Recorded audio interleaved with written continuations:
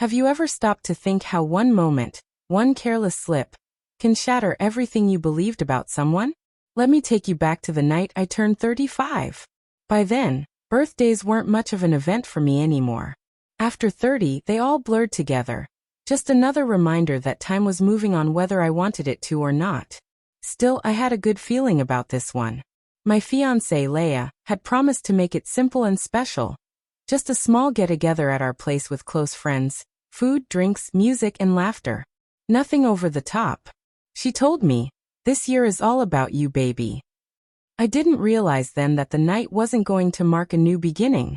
It was going to mark the end. The evening started perfectly. Our apartment buzzed with conversation and soft music. Candles flickered warmly, shadows dancing across the walls. On the kitchen counter, I noticed my favorite bourbon chilling, and on the dining table sat a chocolate cake with "Happy Birthday Marcus" written across it in gold icing. That little detail got to me. It felt thoughtful, intimate. I smiled to myself, thinking I was lucky. Leia came up behind me, kissed my cheek, and whispered, "Tonight's all about you." And for a moment, I believed it. About an hour in, once people had loosened up with drinks and laughter, I saw him. A man I didn't recognize, tall, self-assured, the kind of guy who naturally drew people in. He stood by the bar, chatting with a couple of our friends, looking like he belonged. I figured he was just someone's guest, nothing strange about that. But then I saw Leia. She walked directly over to him. At first, I told myself it was fine. She was just being a good host. But then I heard it. Her laugh. Not her casual laugh, but the low, playful one I thought she only saved for me when we were alone. Her head tilted back, teasing, her fingers brushing his arm lightly. Something twisted in my stomach, but I forced a chuckle and shook it off. Leia was always outgoing, always friendly. That's just who she was.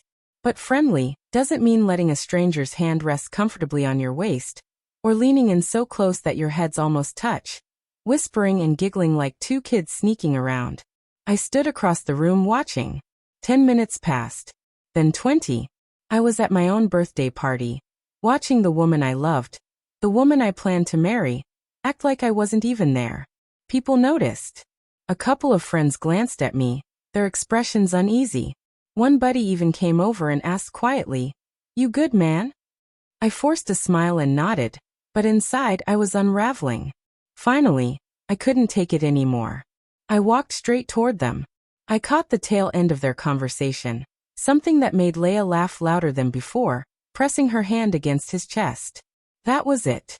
I didn't even recognize her in that moment. She turned and saw me standing there. Her smile froze.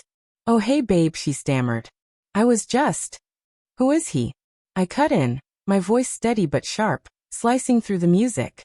She blinked, startled. "This is Jason. He's a friend of Erica's. He just got back from Thailand. He was telling me about it." "Jason can go right back to Thailand," I said coldly. The room fell silent. Someone even lowered the music. Leia gave a nervous laugh, waving it off.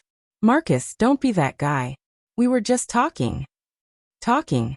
I raised an eyebrow, my voice sharper now. "Is that what you call resting your hand on his chest?" She grabbed my arm, whispering, "Please don't make a scene." And that's when it hit me. She wasn't ashamed. She wasn't sorry. She was just worried I wouldn't play along, that I wouldn't keep smiling for the guests. She wanted me to swallow it. Pretend. I took a breath, stepped back, and said loud enough for everyone to hear, "You know what's funny? You forgot something tonight." Her eyes widened, panic creeping in. "Forgot what?" "You forgot I was standing right here. You forgot whose birthday this is. You forgot who you came with. And most of all, you forgot who you're engaged to." Her face went pale. "You're overreacting," she muttered, desperate to take control. "No," I said calmly, shaking my head. "If anything, I've been underreacting for months." She opened her mouth, but I didn't let her speak. "I've noticed the late replies. The sudden weekends away.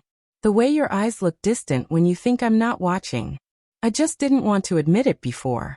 But now you've made it obvious." The room was heavy with silence. Everyone was watching. I looked at her, really looked at her, and then I said the words that ended it all. "I'm done." She gasped. Marcus, please. I held up my hand. The party's over. You can stay with Jason tonight, or go wherever you want. But don't come back to me. And with that, I walked to the bedroom and shut the door behind me. A moment later, I heard the front door open and close. She was gone. The apartment was still silent. My birthday celebration had ended in ashes. I sat on the edge of the bed, staring at the floor, letting the truth sink in. 35 years old, and instead of starting a new chapter with her, I'd closed the book for good. I didn't cry. I didn't scream.